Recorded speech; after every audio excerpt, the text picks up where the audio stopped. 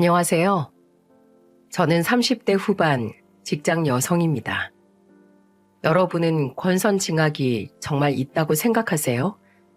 사실 저는 그런 건 드라마나 영화 속에서만 가능한 거라고 생각했거든요. 제가 딱히 힘겹고 억척스럽게 살아온 건 아니지만 현실에서는 못되고 나쁜 사람이 외려 더 잘 먹고 잘 사는 꼴을 너무 많이 봐왔으니까요. 근데 선한 사람에겐 복이, 못된 사람에겐 가차없는 응징이 가해지는 걸 바로 옆에서 똑똑히 목격했답니다.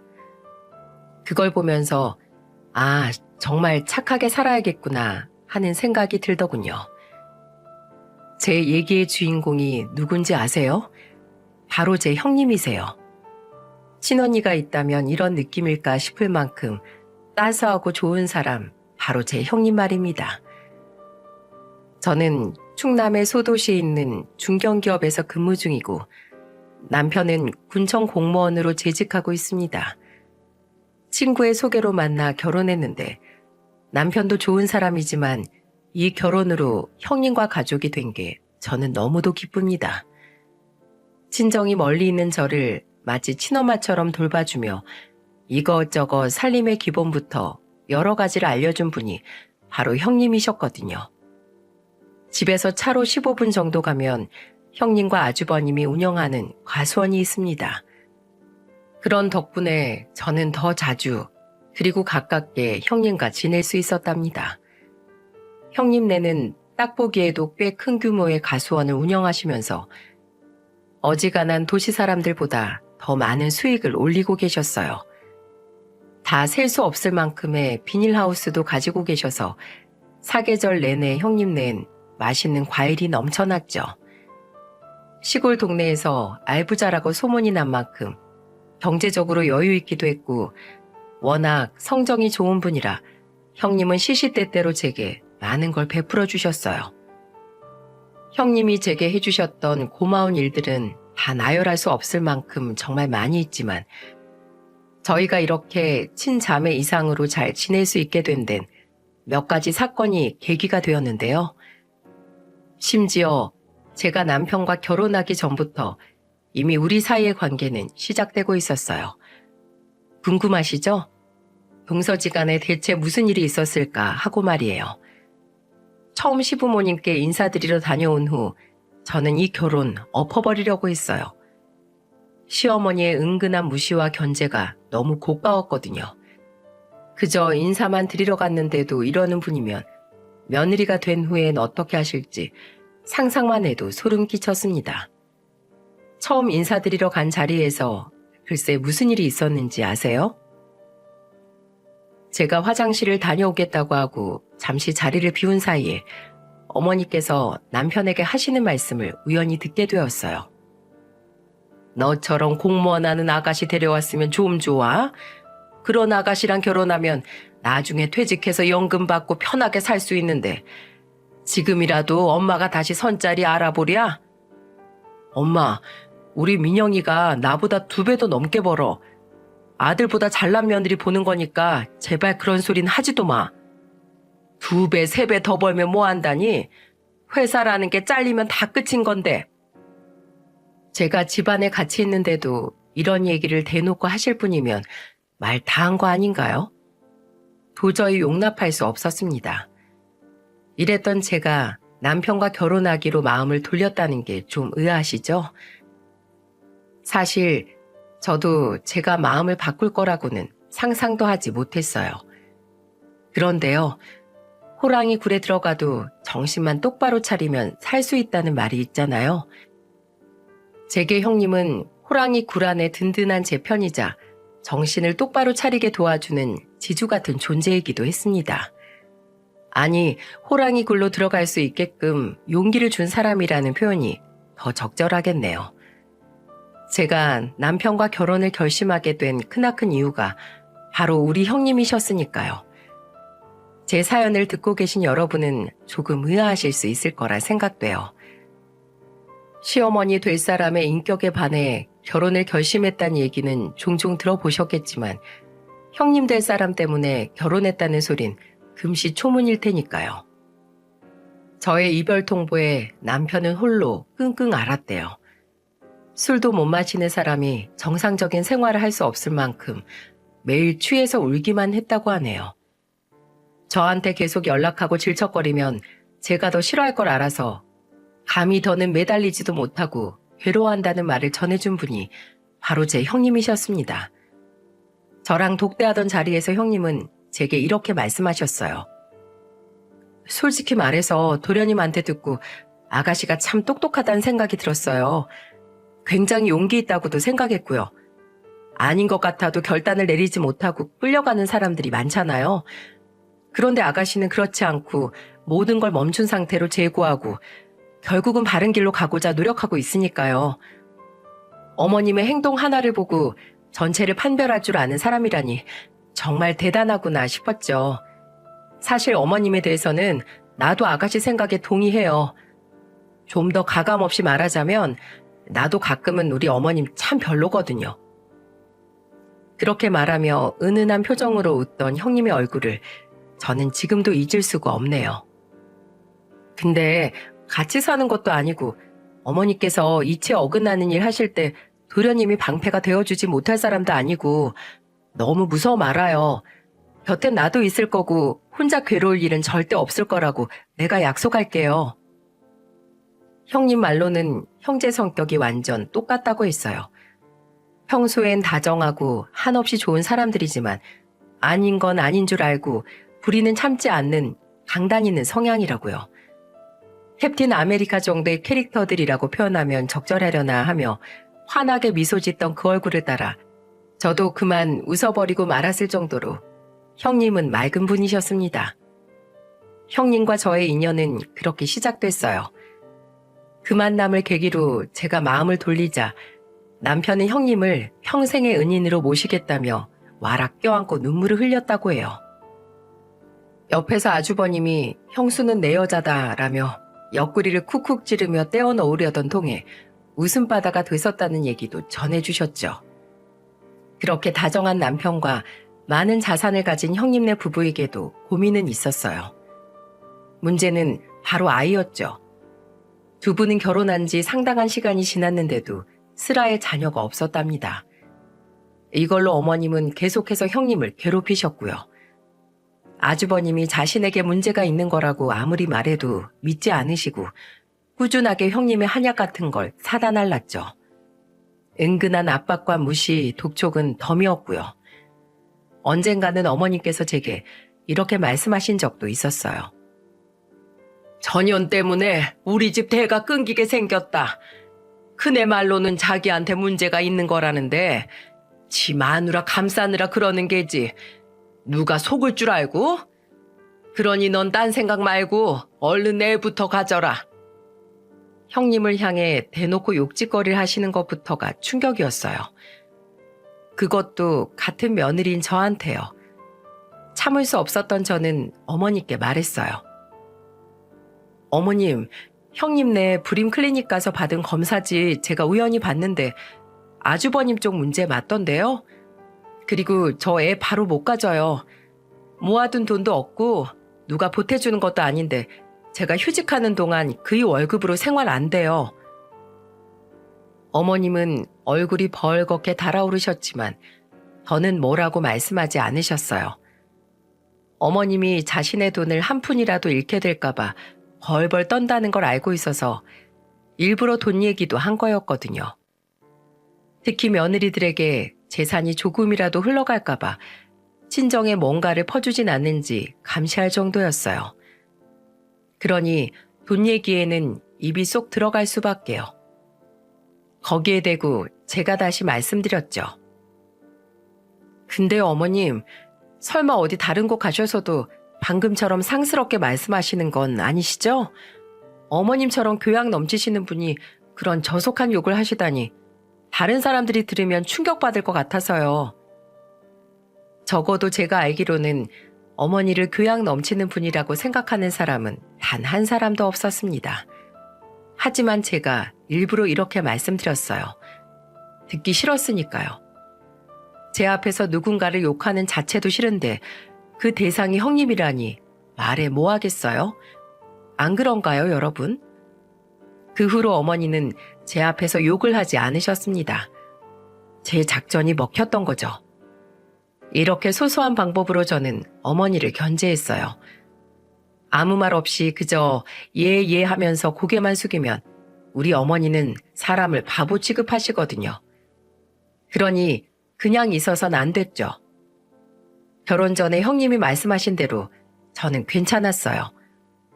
같이 사는 것도 아니고 어머님께서 제게 뭐라고 하시려는 조짐만 보여도 형님께서 저를 감싸주시거나 심부름 보내거나 했거든요. 그것도 아니면 제가 대거리를 했으니까요. 문제는 형님이었죠. 어머님은 형님에게 모진 말을 툭툭 잘도 던지셨거든요. 저 같으면 은근히 상처 입었을 법한 말이 상당히 많았는데도 형님은 정말 개의치 않으시더라고요. 정말이지 신기했어요. 괜찮으시냐 묻는 제 말에 형님은 늘 이렇게 말씀하셨죠. 괜찮아 동서. 날씨 같은 거라고 생각하고 흘려보내면 그뿐이야. 소풍날 비 온다고 화내고 속상해봤자 어쩌겠어. 날씨가 그런 걸. 제가 만난 사람 중 형님처럼 올곧고 밝은 사람은 없었던 것 같아요. 그래서 남편에게도 형님을 칭찬하고 아주버님께도 정말 결혼 잘하신 것 같다는 말씀을 드렸죠. 그러자 아주버님도 자신이 전생에 우주를 구한 것 같다고 말씀하시며 껄껄 웃으시더군요. 형님께는 몸이 불편한 동생이 한 명 있었어요. 결혼 전엔 형님이 도맡아서 동생을 보살폈다고 하더군요. 사별한 친정어머니가 생계를 위해 애쓰는 동안 언니인 형님이 동생을 살폈는데 결혼하고 나서는 신경을 많이 못 쓰게 된다며 안타까워하셨어요. 형님 동생은 선천적으로 다리가 불편해서 휠체어를 탄다고 했고요. 동생과 제가 동갑이라 제게 더 정이 간다는 말씀도 하시면서요. 마침 인사팀에서 근무하던 제가 형님께 말씀드렸죠. 회사에서는 의무적으로 장애인을 고용하게 되어 있어서 괜찮으시면 동생분의 취업을 도와드릴 수 있을 것 같다고요. 형님은 뛸 듯이 기뻐하시면서 제 두 손을 잡고 연신 고맙다며 인사하셨어요. 하지만 오히려 우리 둘 사이에서 항상 고마운 건 저였답니다. 이렇게라도 형님께 도움을 드릴 수 있다는 사실이 저는 마냥 기뻤어요. 김치부터 밑반찬까지 만드는 법을 쉽게 알려주시고 또 싸주시고 회사 생활의 힘든 얘기까지도 다 들어주셨으니까요. 비닐하우스 농사가 대부분이고 여러 가지 작물들을 키우시는 터라 농번기, 농한기 따로 없이 늘 바쁜 시기가 대부분인데도 형님은 제게 늘 시간을 내어주셨어요. 요즘은 사람들이 힘든 일을 하지 않으려고 해서 일손 구하기가 하늘의 별 따기라는 말씀에 쉬는 날 가끔 자진해서 형님네 가서 일을 돕곤 했죠. 그러며 형님은 동서도 쉬어야 하는데 이렇게 나한테까지 와서 일해서 어떻게 해 라며 미안해하곤 하셨답니다. 미안해하면서도 제 호의를 거절할 순 없으셨겠죠.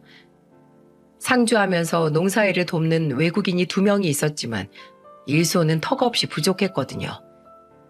남편과 같이 가기도 하고 가끔은 저 혼자 가기도 하며 우리 형님네를 도왔답니다. 우리가 가면 형님은 물론 아주버님도 굉장히 고마워하셨고요.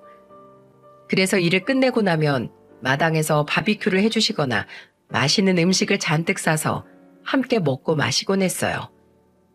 어머님은 워낙 일찍 주무시는 터라 그럴 땐 정말 우리 세상이었던 것 같았죠. 남편도 제게 고마워하더군요.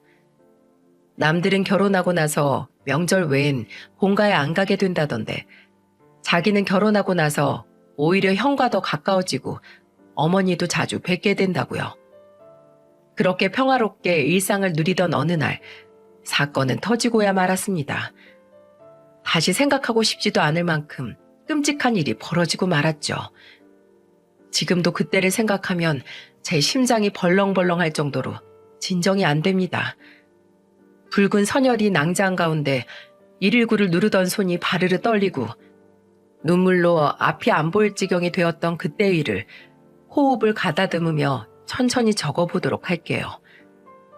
그날도 여느 주말과 다름없는 날이었어요. 일을 거의 마무리할 즈음이어서 남편과 저는 마당에 불을 피우고 고기를 구워 먹을 생각에 한창 신이 나 있었죠. 그러다 부슬부슬 비가 내리며 하늘이 갑자기 어두워지는 바람에 다들 손이 빨라졌습니다. 그러던 중 사건은 삽시간에 일어났어요. 외국인 중 한 명이 1톤 트럭에 타 후진을 하고 있었는데 작물이 비에 맞지 않게 얼른 옮겨둬야 했기 때문에 다들 분주했죠. 아주버님이 허리를 숙인 채 일하면서 다른 외국인에게 한창 지시를 하던 모습이 제 시야엔 분명히 잡혔습니다. 하지만 운전자에겐 보이지 않았나 봐요. 게다가 얼른 일을 마무리해야 한다고 생각해서 마음이 급했는지 평소보다 운전이 좀 거칠었고요. 금방이라도 아주버님이 차에 치일 것 같아 저는 위험하다고 비명을 지르며 그쪽으로 뛰었어요. 제 소리에 놀란 남편도 트럭 쪽으로 뛰었고요. 그리고 그 찰나의 순간 형님이 아주버님을 멀리 밀쳐내시며 자신이 대신 트럭에 깔리셨습니다. 정말 몇 초 사이에 일어난 일이었어요. 형님은 순간 어디서 그런 빠르기와 괴력이 생겨났을까요? 아이가 트럭에 깔리면 엄마가 그것을 들어 올린다더니 딱 그런 상황이지 않았나 싶어요.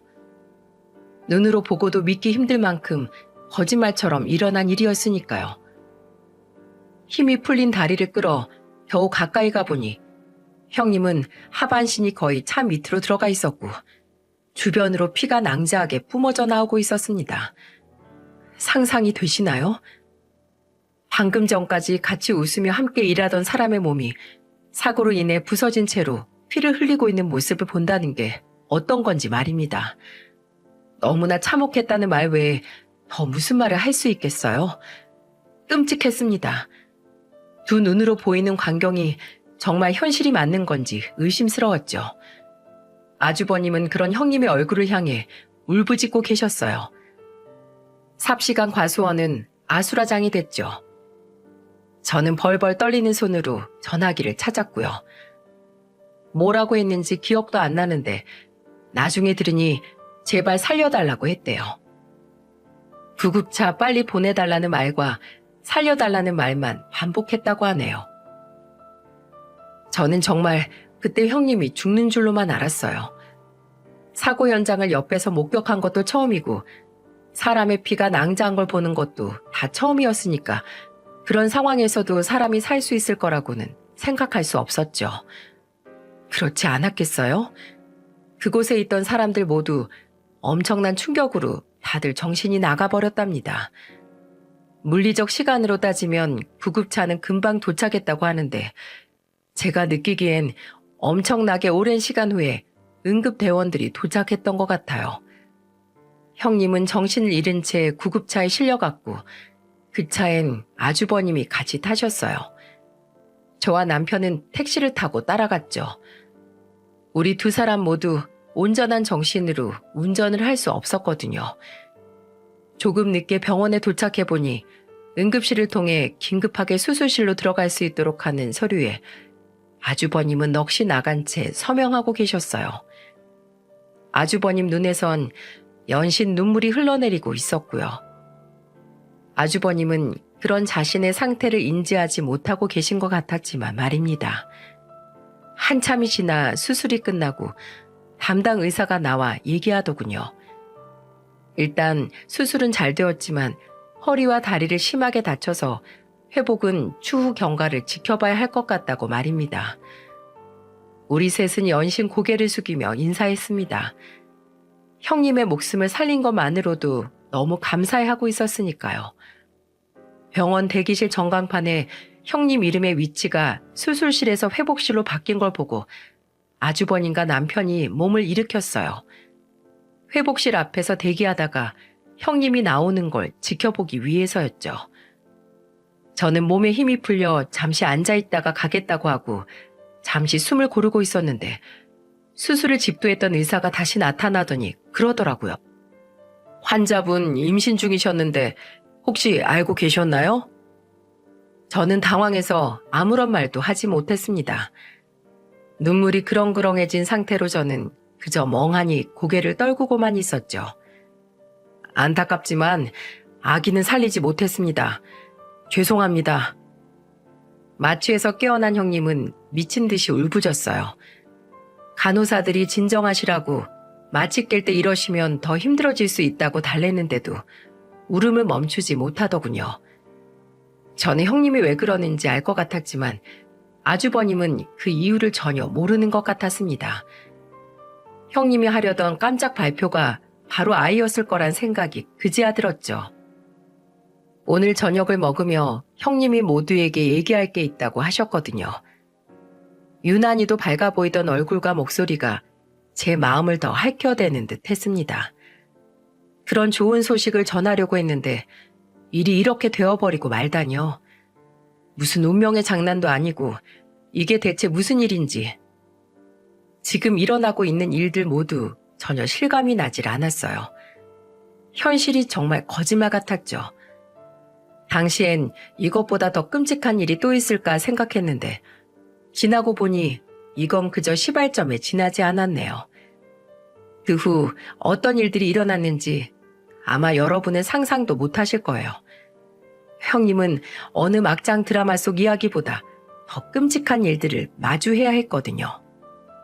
수술은 잘 되었다고 했지만 하반신의 기능은 돌아올 생각을 하지 않았어요. 형님은 혼자서 걸을 수도 없었고 제대로 앉을 수도 없었습니다. 휠체어가 아니면 이동도 할 수 없었는데 그나마도 혼자 휠체어에 타거나 내리지 못해 늘 누군가의 도움을 받아야만 했죠. 저는 틈이 나는 대로 형님께 달려갔어요. 맛있는 음식도 사다 드리고 이야기 상대도 되어드리기 위해서요. 하지만 형님은 이후로 웃지 않으셨습니다. 슬픈 표정으로 하염없이 창밖을 바라보기만 하는 날들이 이어졌고요. 재활치료 열심히 받으면 다시 걸을 수 있을 거라고 말하는 절 멍하니 바라보기만 하시더군요. 아른 채를 할 수는 없었지만 형님의 눈빛은 잃어버린 아기에 대해 말하는 것 같았죠. 감히 저는 그 고통의 깊이를 상상할 수조차 없었지만 그래도 형님에게 조금이나마 위로가 되어드리고 싶었어요. 그래서 책을 읽어드리거나 아주버님 얘기를 해드리거나 과일을 깎아드리며 함께 시간을 보냈습니다. 그러는 동안 형님도 조금씩 마음의 안정을 찾아갔어요. 드디어 형님이 퇴원하고 집으로 들어가는데 어머님의 눈빛이 심상치 않더군요. 그때 예상했어야 했습니다. 어머님이 형님을 가만두지 않을 거라는 걸 말이에요. 하지만 환자에게 딱히 무슨 짓을 하시랴 마음을 놓았던 제 잘못이 큽니다. 형님이 스스로 말씀하시기 전에 제가 먼저 아기 얘기를 아주버님께 꺼낼 수도 없는 노릇이고 몸이 불편한 상태이니 어련히 알아서 잘 챙기실까 안일하게 생각했던 거죠. 앞으로 어떤 일이 일어날 줄 전혀 모른 채로 말이에요. 어머님은 제가 알고 있던 것보다 훨씬 더 굉장한 분이셨습니다. 아니, 상상한 것 이상으로 대단한 분이셨네요. 형님은 이런 어머니의 성향을 그간 어떻게 받아내셨던 걸까요? 친정에서 보낸 간장게장을 가지고 형님을 보러 간 어느 날이었어요. 어머니께서 집안이 떠나가라 형님을 구박하고 계시더라고요. 아니, 너는 농사일이 이렇게 바쁜데 방에 누워서 이러고만 있다는 게 말이 되니? 늙은 시애미가 젊은 며느리 시중까지 들어야겠냐고 글쎄. 눈물은 왜 질질 짜니? 누가 죽기라도 했어? 누가 죽기라도 했냐니 그 말을 듣는 형님이 어떤 마음일지 생각하니 정말 끔찍하더군요. 제가 얼른 방으로 가 어머니를 말렸습니다. 어머님, 형님은 환자잖아요. 환자가 무슨 일을 해요? 그래, 너 말 잘했다.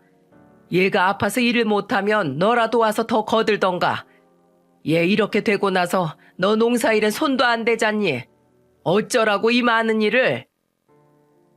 자기 아들 구하려다가 다친 며느리에게 어떻게 이렇게까지 하실 수 있는지 정말 너무하다는 생각밖에 안 들었어요. 그래서 제가 형님의 짐을 챙기며 말했습니다. 어머님, 아무래도 안 되겠네요. 형님이 몸 좀 나아질 때까지 저희 집에서 함께 지낼게요. 그 편이 제가 형님을 돌보기도 더 편할 테고요. 뭐?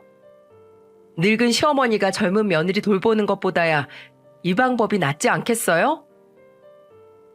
형님은 그저 말없이 울면서 제가 하자는 대로 따랐습니다. 이렇게 그대로 뒀다간 우울증이 극에 달할 것 같더라고요. 일단 사람은 살리고 봐야 하지 않겠어요? 동서, 미안해. 어머니한테서 동서 내가 지켜준다고 약속해놓고 그 반대가 되어버렸네. 형님은 힘없이 웃으셨어요. 저는 그런 형님의 어깨를 다잡으며 말했습니다. 희망을 버리지 말아요, 우리. 그렇게 형님을 저희 집으로 데리고 와서 방을 하나 내어주고 저는 출근을 했어요. 남편과 아주버님이 잘했다고 하면서 낮 동안 형님을 돌봐줄 재활치료 도우미를 고용했습니다. 우리 모두 한마음 한뜻으로 형님이 쾌차하길 바라고 있었으니까요. 어느 날 평소보다 길었던 회의를 마치고 핸드폰을 확인했는데 형님에게서 장문의 문자가 와 있었어요. 이런 문자는 사고 이후 처음 받는 거라 가슴이 다 콩닥거리더군요. 이전엔 늘 이렇게 긴 문자로 저한테 좋은 얘기 많이 남겨주시던 형님이셨으니까요. 그런데 내용은 예상을 빗나갔습니다. 동서, 정말 너무 고마워. 사고 난 이후 마음을 잡지 못하고 흔들리는 나를 곁에서 지켜줘서 정말 너무나 감사하게 생각해. 아무에게도 말할 수 없었지만 사실 사고 났던 당시 나 임신 중이었어. 그때 사고로 아이까지 잃고 정신이 나가버렸던 것 같아. 모두 모아두고 얘기하고 한껏 축하받고 축복받고 싶었는데 기대가 컸는지 아픔도 크네. 삶에 대한 의지가 전부 꺾여버린 그런 기분 혹시 알까? 이런 기분 동서는 몰랐으면 좋겠는데 살아서 뭐하나 그런 생각. 그토록 원하던 아기 천사가 드디어 내게로 날아와 주었는데 생명이 피어나는 걸 보지도 못하고 그렇게 아이를 보낸 심정. 지켜주지 못했다는 좌절감과 절망감에 숨 쉬는 것조차 아프더라. 그래도 버텨야지 했어. 나를 사랑해주는 남편이 있고 동서가 있고 가족들이 있고 내가 다시 건강해지면 다시 내게 찾아와줄 아기 천사가 있을 거라고 그렇게 믿으려 노력해왔는데 동서 미안해. 이젠 다 너무 버거워. 어머님 다녀가셨는데 되짚어보니 하고 가신 말씀 다 맞는 것 같아. 이런 몸으로 남편 옆에 붙어서 기생충처럼 사느니 그냥 다 놔버리는 게 낫겠다는 생각도 들어. 그래, 어머님 말씀처럼 내가 워낙 박복한 탓에 내 동생도 몸이 불편하게 태어나고 나도 이렇게 됐는지도 모르지. 어쨌든 이 작은 시골 동네에서 며느리가 이런 꼴인 거 창피해서 못 보시겠다더라. 1억 줄 테니 이거 먹고 떨어지라고 하셨어. 나보고 떠나래. 일도 못하는 사람 농사 짓는 집에 무슨 필요가 있냐며. 애 못 낳는 것도 참아줬는데 이젠 내 아들이 네 수발까지 들어야 하냐고 퍼부으시는데 대꾸할 말이 없는 거야. 나만 없어지면 그이도 새 출발하고 나도 편해질 수 있는 건데 작지만 힘차게 뛰던 아기의 심장 소리가 아직도 귓가에 선명해. 그 심장이 내 안에서 그대로 아스러졌다고 생각하면 도저히 참을 수가 없어. 아이를 그렇게 보내놓고 밥을 먹고 잠을 자다니 정말 기가 막힐 노릇이지. 그래, 나도 아기 곁으로 가는 게 맞겠다. 그 작고 소중한 아이가 얼마나 외롭고 무서웠겠어. 어머님 말씀이 다 맞았어. 버틸 게 아니었던 거야. 그간 나 돌봐준다고 고생해준 동서에게 너무 감사해. 세상 누가 다쳐서 걷지도 못하는 사람을 이렇게 집에까지 들여서 돌봐주고 그러겠어. 동서는 복 받을 거야. 내가 꼭 그렇게 되도록 멀리 가서도 동서 응원하고 살펴줄게. 동서랑 가족이 되어 너무 좋았어. 다음 생엔 우리 꼭 언니 동생으로 만나자. 사랑해. 저는 미친 사람처럼 택시를 잡아 타고 집으로 불이 났게 향했습니다. 그리고 형님에게 전화를 걸었죠. 전화를 받지 않더군요. 그래서 이번엔 도우미 분에게 전화를 걸었습니다. 그랬더니 그분이 태연하게 그러는 거예요. 형님이 오늘 오후 휴가 준다며 돌아가도 좋다고 해서 벌써 한참 전에 집에 왔다고요. 정말 미칠 것만 같았습니다. 혹시 몰라 119에 전화를 했어요. 메시지 내용을 일러주며 지금 집에 절대적인 도움이 필요한 사람이 있을 거라고 말이에요. 바로 좀 가서 확인해달라고, 저도 지금 가는 중이라고 하면서요. 형님이 사고 당했던 그때처럼 저는 손을 벌벌 떨며 울고 있었어요. 그 모습을 본 기사 아저씨가 제게 벨트를 매라고 하더니 비상등을 켜고 손살같이 집으로 데려다 주셨습니다. 헐레벌떡 집으로 들어가 보니 예상대로 형님이 쓰러져 계시지 뭐예요? 극단적인 선택을 해서 의식이 없는 상태로요. 다행히 집으로 오는 길에 구조 요청을 한 덕에 구급차가 금방 도착했습니다. 저는 그렇게 형님을 다시 한 번 더 구급차에 태울 수밖에 없었어요. 형님을 응급실로 들여보내고 접수한 다음 아주버님께 전화를 했어요. 상황을 얘기하자 아주버님이 혼비백산하더니 금방 오겠다고 하시더군요. 저는 아주버님께 형님의 친정어머니에게도 전화해 형님 상태를 말해달라고 부탁했어요. 그분이 꼭 아셔야 한다고 생각했으니까요. 형님도 누군가의 소중한 자식인데 어째서 시어머니는 자기 자식만을 생각하는지 이해되지 않았어요. 더 솔직히 말하면 형님의 친정어머니가 시어머니를 쳐 부숴주길 바랐습니다. 정말로 간절히요. 남편에게도 형님이 병원에 이송되어 온 사실을 알린 후 마지막으로 저는 어머님께 전화를 걸었어요. 어머님, 오늘 저희 집에 왔다 가셨나 보더라고요? 그래. 근데 너 말투가 왜 그러니? 내가 어디 못 갈 때 갔니? 오신 이유는 큰며느리한테 모진 말씀 그렇게 쏟아붓기 위한 거였고요? 딱히 내가 못할 소리 한 것도 없다. 단호한 목소리였죠. 저는 정말 화가 머리 끝까지 났어요. 사람이 어떻게 이래요? 정말 이게 사람의 모습이긴 한 건가요? 저는 도무지 받아들일 수가 없었습니다. 형님이 어머님 아들 구하고 다친 거예요. 그건 기억나시죠? 얘가 누굴 치매 환자 취급하고 있어? 그건 나도 알아. 그럼 그 며느리 뱃속에 아기가 있었다는 사실도 아세요? 그런 사람한테 와서 대체 무슨 말씀을 하고 가신 거예요? 형님, 지금 사경을 헤매고 있다고요. 거머리처럼 붙어서 내 아들 인생 망치지 말고 1억 줄 테니 그거 먹고 떨어지라고 하셨어요? 형님이 박복해서 동생도 그렇게 다리 못 쓰게 태어나고 결국 형님도 그렇게 된 거라고 정말 그렇게 말씀하신 거 맞냐고요? 그때 제 등 뒤에서 낮은 목소리가 들려왔어요. 대체 이게 다 무슨 소리예요? 저는 들고 있던 전화기를 툭 떨어뜨리고 말았습니다. 뒤에서 들려온 건 아주버님의 목소리였거든요. 아주버님은 제 전화기를 들더니 어머니께 물었어요. 이게 다 무슨 소리입니까, 어머니? 제가 수화음을 크게 해둔 탓인지 어머님이 하시는 말씀이 제게도 똑똑히 들리더군요. 큰애야, 지금 막 집으로 둘째 왔다. 바로 병원으로 같이 가마. 전화는 금방 끊겼어요. 전화가 끊기자 제가 보고 있던 형님의 메시지 화면이 열렸고 아주버님이 그걸 모두 다 읽으셨죠. 제 전화기를 쥔 아주버님의 손이 덜덜 떨리는 게 눈에 보일 정도였습니다. 얼굴이 벌겋게 달아오른 상태로 마치 금방이라도 폭발할 것처럼 아주버님의 눈에 핏줄이 서더군요. 한참이나 말없이 서 있던 아주버님이 낮게 물었습니다. 그 사람 상태는 어떻대요?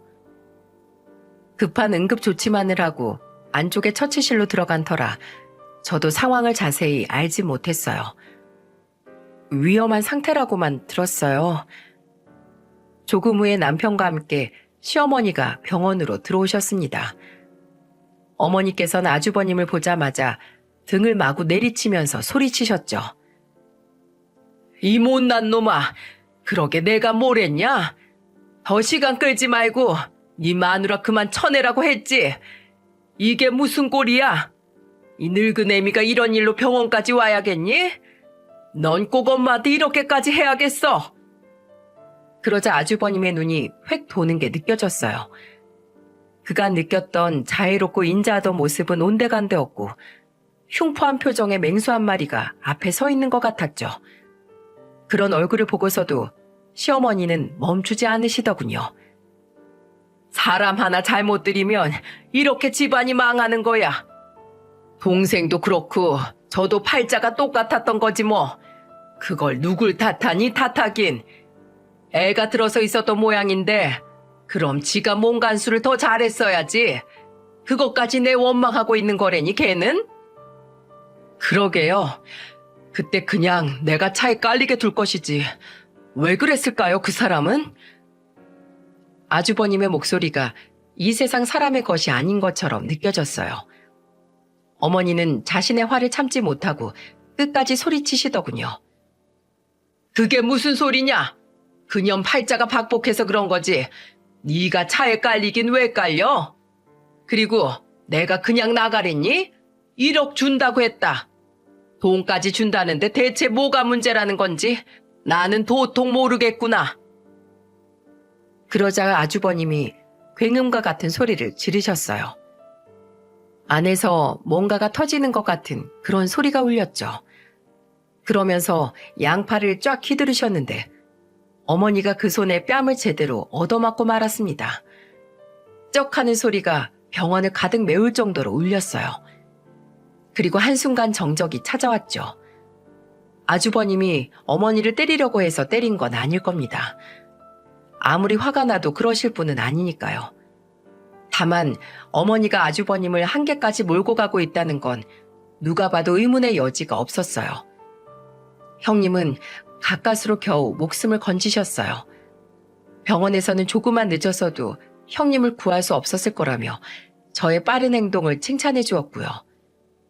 아주버님과 함께 따로 거처를 나와 지내게 된 형님은 아주버님의 지극정성으로 조금씩 안정을 되찾아가는 것 같았어요. 그리고 어머님께서 자신에게 한 행동이 얼마나 나쁜 짓이었는지를 객관적으로 보게 됐죠.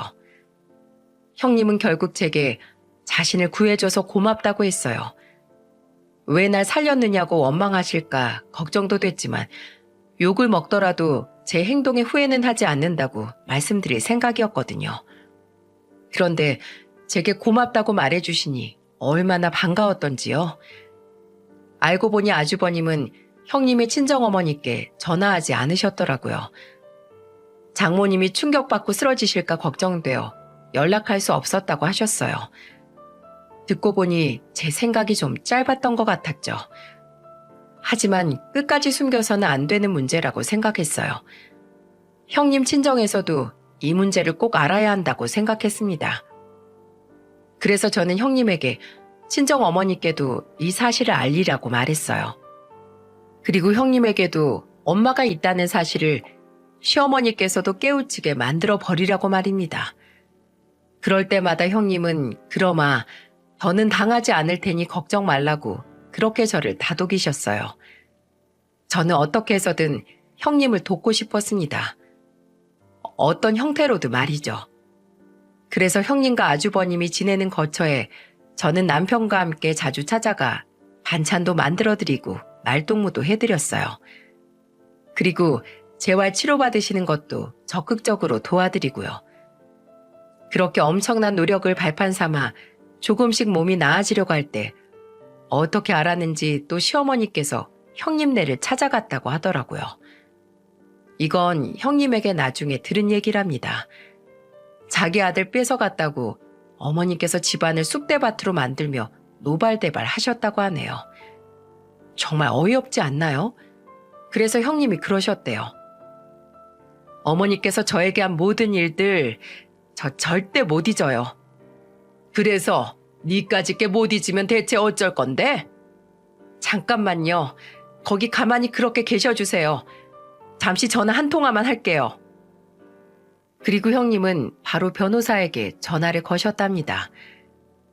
사실 형님의 어머니는 형님이 어렸을 때 남편과 사별하고 어렵게 자매를 키워내신 훌륭한 분이셨는데 법원 앞에서 평생 국밥집을 하셨다고 해요. 덕분에 오랫동안 단골인데다 친했던 변호사가 있었다고 하더라고요. 형님에게 그간의 사정을 듣고 어머님이 그 변호사 손님에게 하소연을 한 모양이었어요. 그 손님은 형님의 딱한 이야기를 듣더니 말했대요. 자신이 도울 일이 있으면 뭐든 다 돕겠다고요. 그분이 다니는 회사가 꽤 잘 나가는 로펌이라고 하던데 그분이 대표는 아닌지라 무료로 해드릴 수는 없지만 최소한의 비용으로 수임료 지불하면서 억울할 일 없도록 법적 조력 받으실 수 있게 해드리겠다고 했다네요. 처음 변호사로 일하면서부터 오던 식당의 오랜 단골이라서 아마 그렇게까지 해주신다고 하신 거겠죠. 형님의 친정어머니께서 딸아이의 억울함을 풀기 위해서 뭐든 하려고 한다고 식당을 그만두더라도 어떻게든 방법을 찾겠다고 하자 그 손님이 그건 절대 안 된다며 자신이 발벗고 돕겠다고 나섰다는데 저는 이 부분에서 어찌나 웃음이 나던지요. 세상은 의외로 정말 따뜻한 곳이 아닌가 하는 생각이 들더라고요. 여러분도 그렇지 않으세요? 그 손님이 형님 어머니의 밥을 더는 먹지 못하게 될까봐 불안해하는 마음도 고스란히 느껴지고 말입니다. 저는 형님한테 이 얘기를 들을 때도 그런 생각이 들었어요. 역시 사람은 착하고 바르게 살아야 한다고요. 권선징악이나 고생 끝에 낙이 온다는 고진감래나 모두 허투루 된 말이 아니라 우리 안에 살아 숨쉬는 명언이었던 거예요. 형님한테 이 얘기를 듣는데 어찌나 속이 뻥 뚫리는 것 같던지 10년 묵은 채증이 싹 가시는 그런 느낌이었어요. 좋아서 웃는데 눈에선 눈물이 나고 마음은 벅찬데 심장은 먹먹해지는 알 수 없는 기분이었달까요? 그간의 사정을 속속들이 들은 형님의 어머니가 눈물로 형님을 안아주시고 그 단골 손님과 함께 형님이 더는 억울하지 않도록 최선을 다해 돕겠다고 하셨다네요. 친정 어머니께서 형님 얘기 듣고 얼마나 억장이 무너졌을지 생각만으로도 가슴이 아픕니다. 그래도 덕분에 이렇게 획기적인 방법이 찾아졌다고 하니 저로선 기쁘지 않을 이유가 없었고요. 더 빨리 형님을 설득하지 못한 게 속상할 뿐이었죠. 형님은 시어머니가 찾아올 줄 알고 있었대요. 그간 겪은 성격으로 봤을 때 어떻게 해서든 집을 알아내 아주버님 없을 시간에 들이닥쳐 난동을 부릴 걸 예상하고 있었다고 하더군요. 그래서 기다리고 있었답니다. 과연 언제 오실까 하고 말이에요. 이런 거 보면 착한 사람이 화나면 더 무서운 법이란 말이 많네요. 우리 형님에게 이런 면이 있을지 또 누가 알았겠어요? 형님은 어머니가 마음껏 행패를 부리도록 놔둔 후 미리 말 맞춰둔 담당 변호사에게 전화를 걸었대요. 그 변호사가 재판에 들어가거나 바빠서 전화를 못 받으면 어쩌려고 그랬냐니까 형님이 글쎄 뭐라고 했는 줄 아세요? 그럴 땐 사무실 아가씨가 받아서 변호사님 대리인 자격으로 통화해 주기로 다 약속이 되어 있었다네요. 우리 형님 정말 너무 멋지지 않나요? 볼수록 반할 수밖에 없는 세상에 둘도 없는 제 형님이 바로 이런 분이라고 세상에 외치고 싶어서 저는 이 사연을 쓰게 된 건지도 모르겠습니다. 형님은 어머님을 앞에 세워두고 변호사에게 전화를 걸어 말씀하셨대요. 안녕하세요. 엄마 통해서 사건 부탁드린 사람입니다. 방금 저희 시어머니께서 제 집에 무단 침입해서 가재독을 부수고 저에게 심한 욕설을 하셔서요.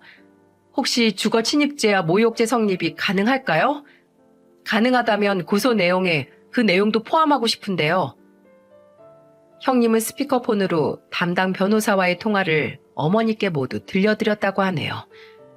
어머니는 형님이 문을 열어주지 않자 열쇠공을 불러 문을 따고 밀고 들어오셨다고 해요. 그러니 주거 침입죄가 맞고 욕설과 난동 역시 내용에 포함될 수 있다는 답변이 돌아왔답니다. 그러자 시어머니께서 버럭 소리를 지르시며 증거 있냐고 적반하장으로 나오시더래요. 그래서 형님이 웃으며 말했다고 해요. 어머님 아들이 저 혼자 있을 때 혹시라도 위급한 상황이 올까봐 집안에 사각지대 없이 CCTV를 다 설치해뒀어요. 그걸 이런 식으로 쓰게 될 줄은 몰랐지만 증거 제출은 얼마든지 가능해요, 어머님. 그 부분은 걱정하지 않으셔도 돼요. 형님은 얼굴이 하얗게 질린 시어머니께 로펌 변호사 명함을 주며 말을 이었다고 했어요. 앞으로 저한테 하고 싶은 얘기가 있거든 직접 오시거나 전화하지 마시고 이분에게 연락하시면 되세요.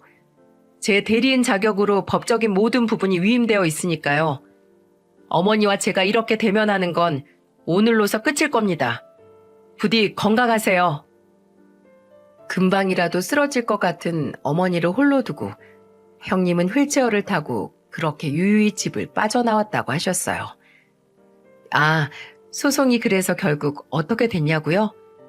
화려한 변호인단과 함께 아주버님과 저희 부부까지 모두가 한편인데 어머니께서 어떻게 이길 수 있었겠어요? 아주버님은 형님을 적극적으로 응원해 주시며 본인 명의로 되어 있던 재산 대부분을 모두 형님 명의로 넘겨주거나 공동 명의로 바꿔주었다고 해요. 승소한 덕에 어머니께 손해배상 청구한 것도 모두 다 받아내셨고요. 그리고 지금 두 분은 형님의 재활치료에 전념하면서 평화롭게 살아가고 계세요. 어때요? 권선징악, 제 말이 맞죠?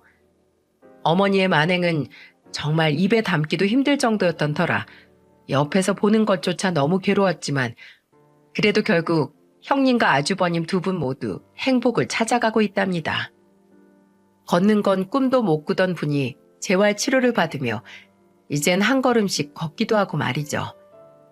희망을 놓지 않으면서 열심히 애쓰니 이렇듯 좋은 결과가 찾아오더군요.